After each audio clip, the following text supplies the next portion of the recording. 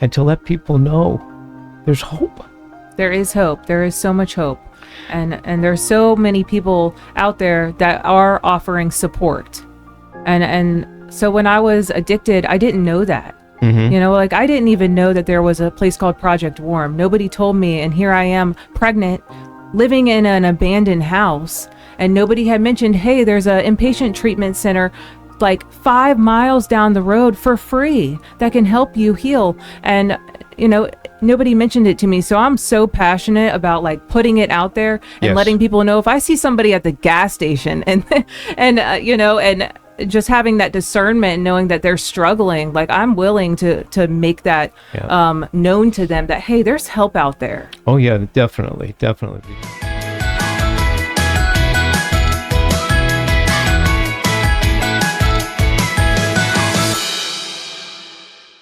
Hey folks, this is Thaddeus with Mike with the Road to Recovery podcast, which is sponsored by the Flagler County Drug Court Foundation. And he has a very special guest, and he's going to present them, and then we're going to talk.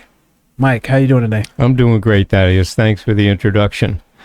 And yes, I do have a special guest today. Many of you might know her, but if you don't, you're going to get to know her today and who she is and where she's been and where she's going. And that's all good stuff. Her name is Danielle Moye. And Danielle, as we spoke earlier, today is just basically a conversation. You have an incredible story that can be an encouragement to those out there in the world of recovery. Not only those that are going through their personal recovery, but even to families that are seeing their children go through it and have maybe given up hope. You can bring hope to them. So I'm not going to spend a lot of time talking. I'm going to let you tell your story. I'll interrupt you once in a while. Okay. And when I run out of things to say and we get a little slow, that is, we'll bring somebody in from the audience to talk, but we'll go from there. So Danielle, you're on. Well, thank you so much for that introduction. Can you hear me all right? I think we can hear you just fine. Okay. So hi. Hi. Everybody who's listening. My name is Danielle, and I do have an amazing testimony of just deliverance and healing and being restored by God from a life of brokenness and just so much pain, really just a life of pain that I inflicted a lot on myself.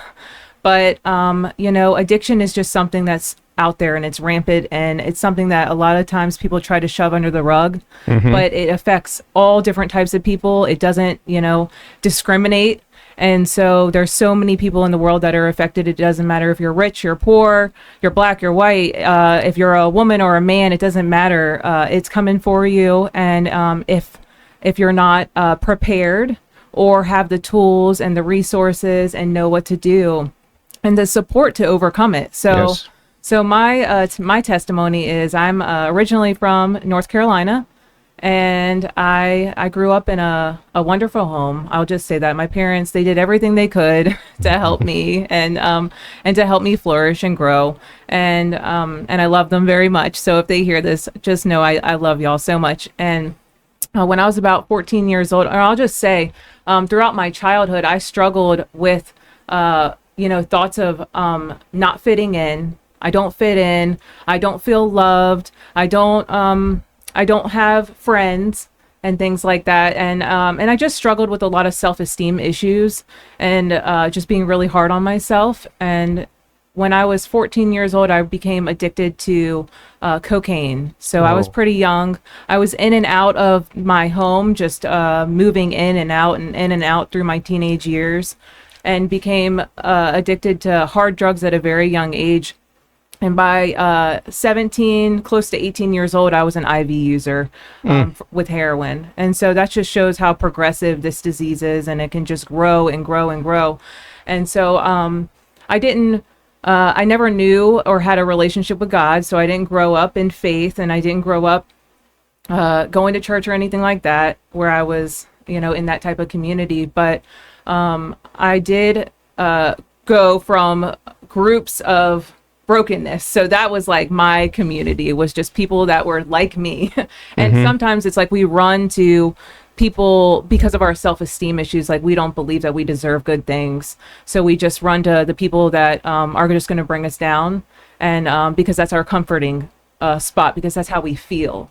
So I did that most of my teenage life, in and out of my parents' home, and just continually the drug abuse just progressed and progressed. And when I was 19 years old, I was pregnant with my son and my first child, and I actually spent most of my pregnancy in a rehab because I couldn't stay sober pregnant. And that is my story, and I'm very open about it, because there are so many women that are pregnant out there suffering from addiction, and they do not talk about it. They hide it because of the shame, and they hide it because of the way people talk about them. And how dare you do that? How could you do that with a child? But more than likely, the woman was addicted before she got pregnant. So right. That's my story. And so I was in rehab with my son. I ended up getting a DUI when he was 3 with him in the car, and he was removed from my care for a good reason. I was not a safe mother at the time. And what that did is it brought me into a spiral of telling myself every single day, I'm a terrible mother. I'm a terrible mother. And ultimately it was leading to suicidal ideation, wanting to kill myself, whether it was through physical means or drug use. And so I was very suicidal. And that is kind of how I came here to Florida. So I needed to get away from my environment, because if you move, everything will get better, right? Like, that's what we think. Mm-hmm. But the problem was I brought me with me. Gotcha. And I was the problem.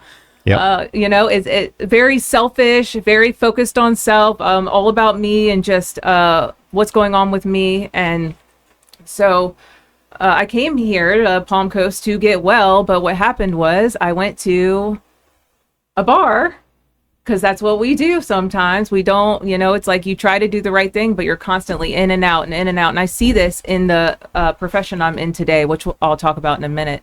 But I came here to get well, and what I ended up doing was getting even more drugs. And I actually became addicted to meth pretty quickly after I came here. And so it just progressed from cocaine to heroin to crack to meth to just taking whatever I could take to feel better and to stop thinking and being like the suffering, the suffering that I was dealing with, to just numb it. If I could just numb it, I would be okay another day. And I ended up getting pregnant with my daughter, my daughter who is now 6, and my son is now 11. And so I got pregnant with my daughter, and I was homeless. So I was bouncing around from house to house with her father. And then that led to an empty house, an abandoned house with no water and no power. And then that led to a tent. So now I find myself, I'm pregnant and I'm living in the woods in a tent. So just like addiction is progressive, the lifestyle that goes with addiction is progressive. Yes. It just gets worse. It never gets better. And I saw that in many areas of my life, including the mental struggles I had. So I started with depression at a very young age because of the hard drugs I was doing. But then that progressed to like a severe mental diagnosis, which progressed to even more issues and the medications and all those things. So it's very progressive in addiction. It not only is progressive in that area, but also like the struggles that your family deals with. Yes, for sure. And your siblings, and then your children. And it progresses in so many ways. There's a ripple effect.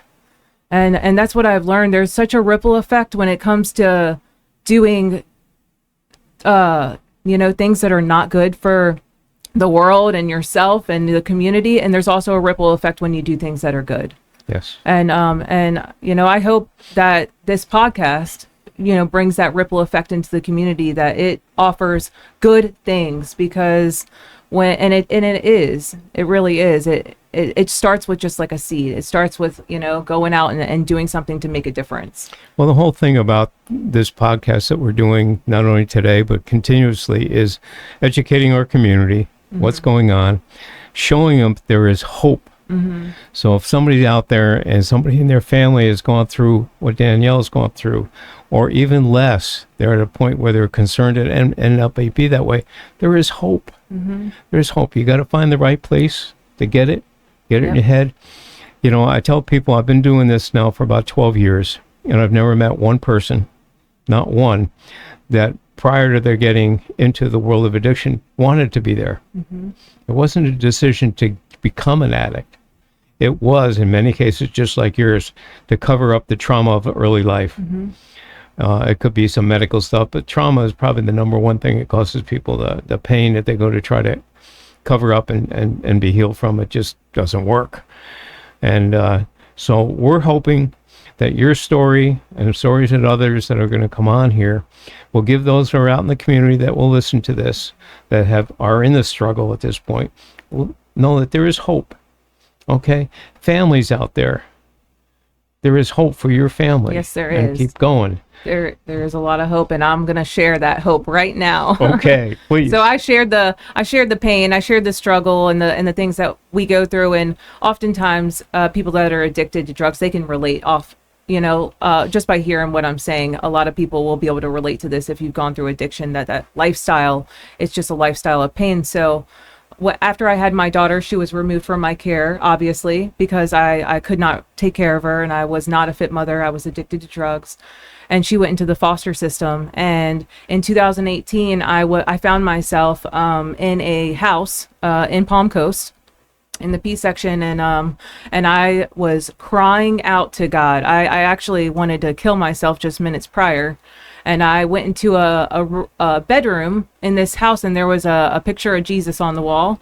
And I had never thought of, hey, maybe Jesus could save me, But that day, I had that gift of desperation, and I went into that back bedroom privately, and I looked at that picture and I said, Jesus, will you save me? And I remember sitting on the bed, and all of a sudden, he ushered in that room, and the Holy Spirit came in and changed my life. And I was saved in that moment. I was delivered from addiction in that moment. And that was June 6, 2018. The next day, I went to a place called Project Warm, which is our local inpatient treatment facility for women that are pregnant or women with babies and small children. And I stayed there for about 6 months. I ended up getting my daughter back. And that was a huge milestone for me, because I'll just say right now, I don't deserve to have my children. I really don't. By the grace of God, I have my kids today. I have both of them, and that is just by the grace of God. Mm-hmm. And him changing my life, and me really submitting to this lifestyle change and him. So after treatment, I knew I had a calling to help people. I knew I did not go through all that pain for nothing. And God doesn't waste any of it. He didn't waste any of it. The things that I thought were the worst things that I ever did are the exact things that God uses so I can help people today. It says that right in the scriptures. Mm-hmm. Okay, we got to give him the opportunity to use what we have, what we've been through. He certainly didn't put you into that pain. No. But he's always there to help you out. And when he's got you out, he really wants us to be servants and help people that have been there or in there to see what can happen. Mm-hmm. And you're doing that. That's phenomenal. And I'm so grateful for the opportunity. I really am, that I get this life today. Recovery, it is such a beautiful thing. It's like you all of a sudden start to see the clouds in the sky, and you see the birds, and you see people. You can look people in the eyes, people that you never thought you would even be able to have a conversation with. You can sit in rooms with authority figures, and you can sit in rooms with leaders in the community, and all of a sudden feel like you're in the right place. And, mm-hmm. and that is my story. I never thought I'd be where I'm at today on this path with God. And in 2018, I certainly didn't even think I'd be working in a jail. I've been incarcerated a few times, and I did not do well in jail. But today, I work inside of a jail, and I've been there for over 2 years, and I am a certified recovery peer specialist with the state of Florida. I've been certified for, I believe, almost 4 years now, and I work with the women and sometimes and the men too, but I get to inspire them and give them hope and encourage them and use the gifts that God has put in me to help them heal. So I actually get to be a vessel today in there, and I get to see lives change, and I couldn't ask for anything greater than that.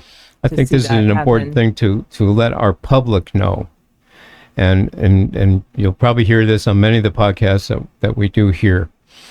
In our county, in Flagler County, one of the county agencies that does more in the world of recovery is an agency that people wouldn't think, and that is at our county jail.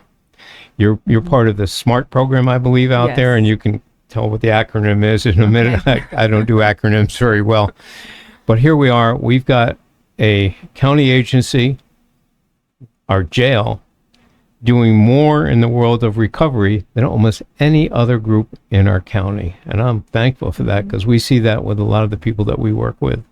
Yeah, so SMART stands for Successful Mental Health and Addiction Recovery Treatment, and it is a minimum of 90 days in a treatment housing unit, specifically geared for peer support groups and one-on-one counseling.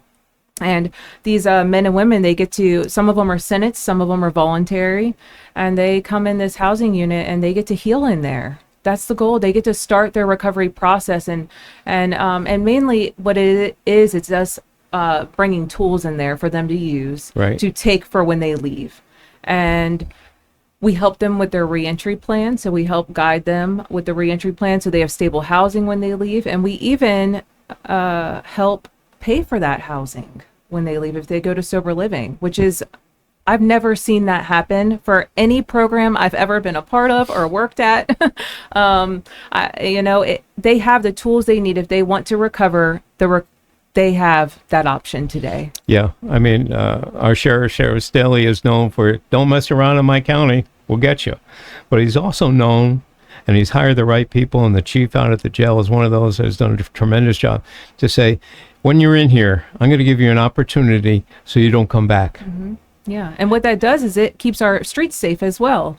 Right. By rehabilitating people that are struggling with addiction and committing crimes because of their addiction, it gives them the option to no longer live that lifestyle anymore and to do something that is meaningful in life. That's it. Between the drug court program and the jail, those are the two real programs in our county. And you can look at everything else that when they talk about correctional institutions, they aren't. But our drug court program and our jail does offer that opportunity for people to get into that and to feel the world of correction. In addition to the SMART program, they have many job training programs that are out in the jail to give people a new start, a new way to go out. And these aren't meaningless jobs. These are good jobs.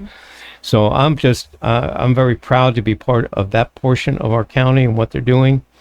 And we see the results. Is it 100%? No. But it's higher than most other places when you have that. We just need more of it in our county. Yeah, and it's coming. Yes. And it's coming. And it's a beautiful thing to watch the county flourish in ways that it wasn't just in when I was sober. I mean, when I got sober in 2018, me and my daughter, we ended up staying at a shelter when I first left treatment because there wasn't any housing for us to go. So, I mean, today there's like 4 sober livings for women, and one of them houses children. And I think that is such an amazing thing right there. And then there's, I think, like 4 or 5, quote me if I'm probably wrong there, but there's a couple men's houses. And Yes. then there's even another sober living that's about to come here, Foundations to Freedom. And that is a wonderful program. And they're out of Volusia County. Right. So we have some changes here happening in Flagler County. But the thing is, we need to recognize that there is an issue. Yes. And that's why these resources are coming here. It's like Flagler County's turning into a hub of healing. It is, but there is a problem. It needs to, and educating the community of what's out there and what's about it. Okay, and people are going to hear me repeating things. But for the last 5 years, okay, over that 5-year period, Flagler County is run between the 2nd and 10th highest overdose county in the state based on population. 67 counties, and we've been between number 2 and number 10 highest, and at one point the highest overdose death county. And the big issue there is that everybody thinks it's someplace else in the county. It's in where the major population of our county is, and you all know where that is. It's not, though it is all over. Like you said, it has no boundaries. Right. But the majority of the overdoses in that area and the mental health issues that we have are in where the major population is, and that's in Palm Coast. Mm-hmm. That's true. So we need to wake up. I'm known as a county antagonist because I speak up on it, but we need to take as good care of our people as we do the median divides on the highway. Okay? Mm-hmm. And that's true. something we need to work at and to let people know there's hope. There is hope. There is so much hope. And there's so many people out there that are offering support.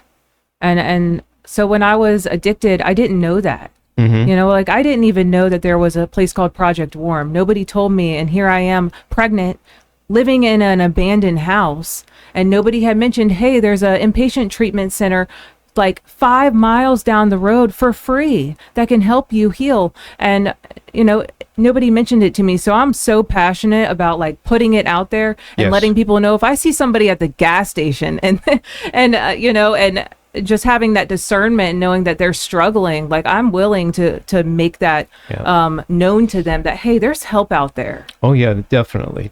Between Project Warm for the women, and particularly women with young children, is a great place. They do a really good job.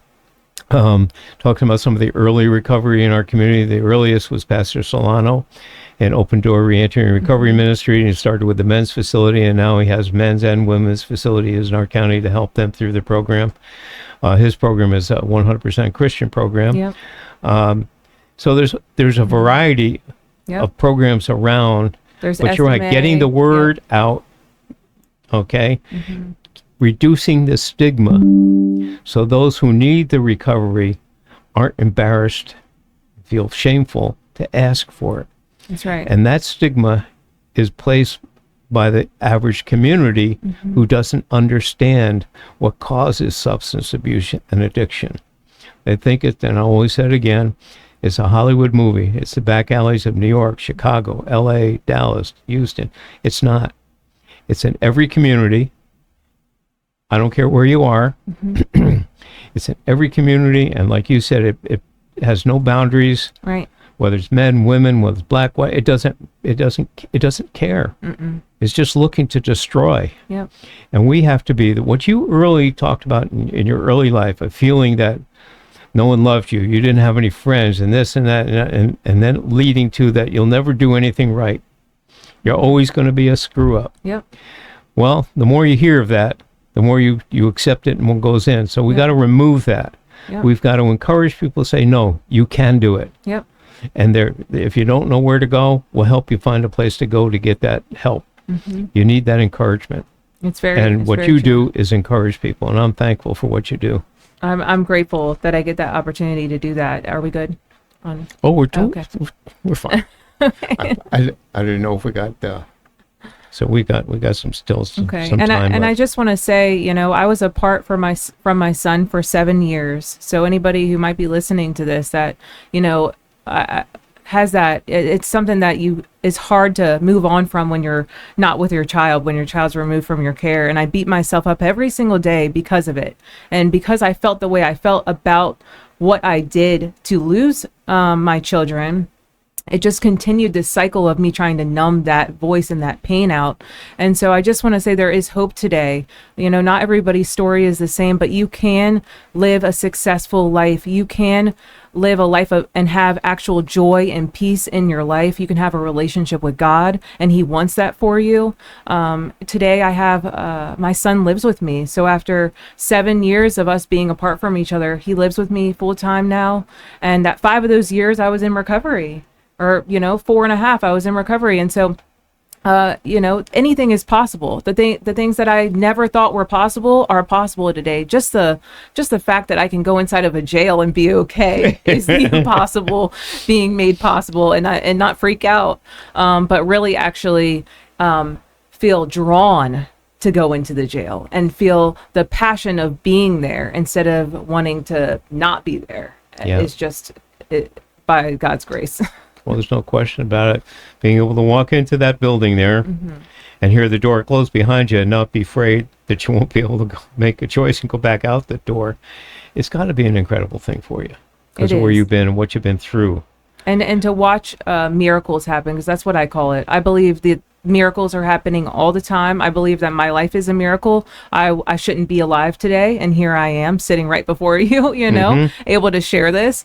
And I see so many miracles happen inside there, and that's truly what it is. And it's a journey. Recovery is not a straight line. Oh, no. It's sometimes we make mistakes. Sometimes we do things that are old behavior, and sometimes we need extra support. But it's a beautiful journey. And I just want to share this real quick, just to offer some hope for some people as well. In 2018, I was diagnosed with so many mental issues. So, severe social anxiety, bipolar disorder, major depressive disorder. I was put on a whole bunch of different medications. And today I can sit here and tell you I'm not on any medication today, that I have been healed. And it was a process, and it was a journey for me. It didn't just happen overnight. It didn't just happen like that. It took work, it took effort, but it took me being open and honest about what's going on with me, and being willing to surrender to, what God's plans were for my life specifically. And so, there is a God out there that does heal. He does restore. He delivers. And I'm very, loud about that. That's good. You need to be. Because not only have I seen it happen in my life, I've seen it happen in so many individuals' lives. And, the testimony says it all. You have to open the door. Okay? You open the door, God's going to come in, and he's going to do and he's going to, and you have to participate. That's it. You have to show up. It isn't magic. There's still work to be done. Lots of work. And that's a key. And also the other key that we talk to some people that, they've been in recovery for a while, they've been clean for 6 months, 7 months, a year, whatever, and they have a minor relapse. Mm-hmm. Don't put the fact that you were clear all those months, which should encourage you that you can do it again. Mm-hmm. Don't get caught in that mindset, well, I failed, I might as well just keep failing. No. In drug court, if somebody fails a UA and they lose their clean days in the program. But I encourage them to say, whatever the days that you were clean, you didn't lose those. You only lost because the program requires you to step back, and that's one of the ways they tell you to step back, and you're going to have to go forward again. Don't lose what you had. Right. You don't. No one can take that away from you. That's right. Whether the road's got curves in it, or I call the road's got bumps in it, you get through it. The key is you got to want it. Mm-hmm. If you want it, the desire to get it, you will get it. Mm-hmm. And there is help in our community. There is. And so contact us, contact Danielle. Yes. And Epic Behavioral Healthcare is who is going into the jail. And that is who I'm contracted through. And so they have an outpatient office, just to, put it out there, and in Bunnell on US 1. I don't know the exact address to give you, but it's across the street from Church on the Rock. That's a good landmark. They have an access center where you can walk in on Friday mornings and just make an appointment. And they have lots of different services for substance use and mental health counseling. And that's great. The services that they're offering is expanding on a rapid basis, because they came in for just a little bit. Now they're offering a whole lot more. Mm-hmm. So yeah, definitely. They are the provider for the drug court program, for the treatment for people in the drug court. Yep. We're very happy with the results that we're seeing come out of there. And so we are working on it, but we do need a lot more. Mm-hmm. And it's not just government. Okay, it's got to be a combination of government and private. We have to work together. And so we need more of that working together to get these things accomplished. And it's all about mental health. Mm-hmm. Recovery is part of the mental health program. Recovery and mental health has been a big issue here in Flagler County. We were one of the highest suicide rates for the longest time. It's all mental health. Mm-hmm. So we need to work together, and we need to know that. And you talk about God. God wants us all to be a servant, and He gives he gives each and every one of us different gifts to use for that. So you need to find out what your gifting is, and then get out there and use it. Amen. You got it. That's right. So I think we've come to a great conclusion for today. Thaddeus, you have anything in the last minute you want to add? Any questions coming in from the audience? Always. So this is a continuing question I ask of everyone who comes on the podcast, especially for anyone who struggled with addiction for an amount of time that may cause them to think maybe there was no hope or things like that. Now, obviously, someone who's struggling with addiction now, they're going to see this. So what message do you have for them? My message is do not give up. You know, addiction will tell you that you're better off dead. Addiction will tell you to give up and just do one more. And just do not give up. That if you don't give up, there's hope. But if you're not alive, there's no more hope. So just keep going. Though it's not going to be easy. I'm not saying that at all, because my story is not an easy story. But there is so much hope, and God, He's with you. He never left you. He's not going to leave you in the storm. And so if you can just put your eyes on Him and look to Him, and to when the door is open or when the support comes or when somebody's there to help you, say, yes, I need it. You know, humble yourself and say, I do need help. I can't do this anymore. I'm broken. I'm struggling. And it's like a lot of times we think we got it because we've had to be in survivor mode for so long, and independent and in survivor, just trying to survive in a world that's killing us, essentially, because that's the prison that we're living in our own mind. But just accept the help and surrender. There's so much in surrendering, and it's a battle, but once you do it, you will see that the results are good, and it's worth it every single time. Again, we want to thank you so much for being with us. We'll probably call you back sometime in the future. We can have some additional conversations. Okay. And all I can say is wow. That's and it. Thank you. That's it. Amen. So we come to a conclusion for the day. Yeah, but Mike, before we go, would you shout out your contact information so the folks out there can reach out to you to donate to the mission of the Flagler County Drug Court Foundation? So I'm looking for your phone number, email address, and also, folks out there, Mike is always looking for people to join Club 100. What is that? It's $10 a month that will go to help that foundation with their fundraising. That money goes to help their participants, you know, get the support, education they need, all those things to keep them from going to jail again. Lower that recidivism rate. So, Mike, shout out your contact information. All right. You can always contact me. My phone number is 401-864-6997. And my email address is first initial and last name, M. Feldbauer. You got that, Thaddeus? Nope. Feldbauer. Feldbauer. And we'd love to have, not only are we looking for people that maybe will donate, but also if you have a calling on your life to help people in recovery, we're an organization, we're 100% volunteers. If you'd like to come and join us, give me a call. We'll set up a time to meet to explain to you exactly what we do and how you might be able to help us. So Thank you. Yeah, so Michael's just razzing me just then because I can't pronounce his last name to save my life. That's okay. So that's why a lot of these episodes you're seeing me just introduce him as he's Mike. But there's occasions where I'll try and pronounce his whole name, and it's not in my wheelhouse. Maybe one day. But folks out there, thank you for tuning in again to listen to the Road to Recovery podcast, which is sponsored by the Flagler County Drug Court Foundation and is hosted here at the Flagler Voice Studio. Now, again, Mike is always looking for people to donate money and time to help him in the mission of the Flagler County Drug Court Foundation. So consider being part of the fight. Again, this has been Thaddeus and Mike on the Road to Recovery podcast. We'll see you next time.